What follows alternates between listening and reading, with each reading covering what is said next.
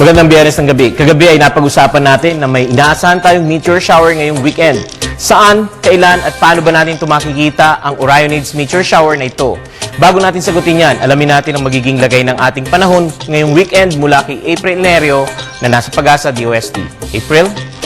Salamat, Prof. Edmond. Sa ating ulat panahon, umiiral ang northeast monsoon o hanging amihan dito sa Northern Luzon habang patuloy na naapektuhan ng easterlies ang buong Mindanao. Kaya sa lagay ng panahon natin ngayon hanggang bukas ng umaga, ang Cagayan Region ay makakaranas ng light rains habang ang Palawan, Eastern Visayas at Mindanao ay makakaranas naman ng paminsan-minsang light to moderate rains or thunderstorms. Dito naman sa Metro Manila at natitirang bahagi ng bansa ay makakaranas lamang ng mga dagiang pag-ulan o pagkidlat, pagkulog. Sa magiging lagay naman ng panahon natin over the weekend, ayon kay Pag-asa weather forecaster Doy Cada, generally good weather sa buong bansa maliban na lamang sa Eastern Visayas at Mindanao na makakaranas pa rin ng mga pag-ulan dahil sa easterlies.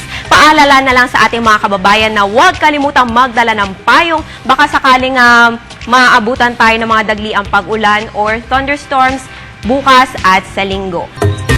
At yan ang latest mula dito sa Pag-asa DOST. Para sa Telebisyon ng Bayan, April and Nerio.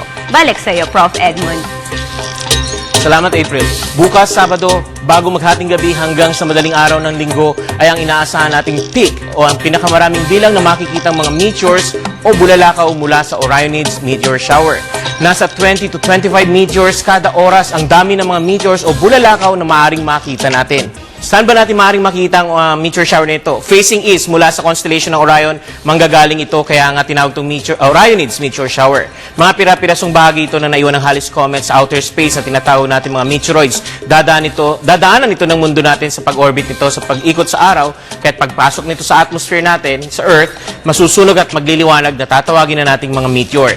Ito ay nag-iiwan ng mga trails o usok sa kalangitan kaya madali na natin silang makita naked eye, lalo na nakalubog na ang waxing crescent moon bago maghating gabi kaya mas madilim ang kalangitan habang bumabagsak ang mga meteors na ito.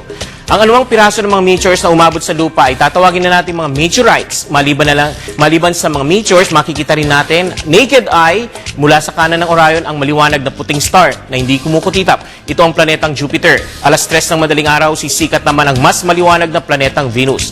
Maaring makita ang meteor shower sa malawak at madilim na lugar na malapit sa inyo. Maaring din kayong pumunta sa Manila Observatory, sa Ateneo de Manila, sa Quezon City kung nais ninyong masilip sa mga telescopes ang buwan natin, pati na rin ang planetang Jupiter at Venus. Makakasama natin doon ang mga miyembro ng Philippine Astronomical Society na handang ipakita sa atin ang mga ito.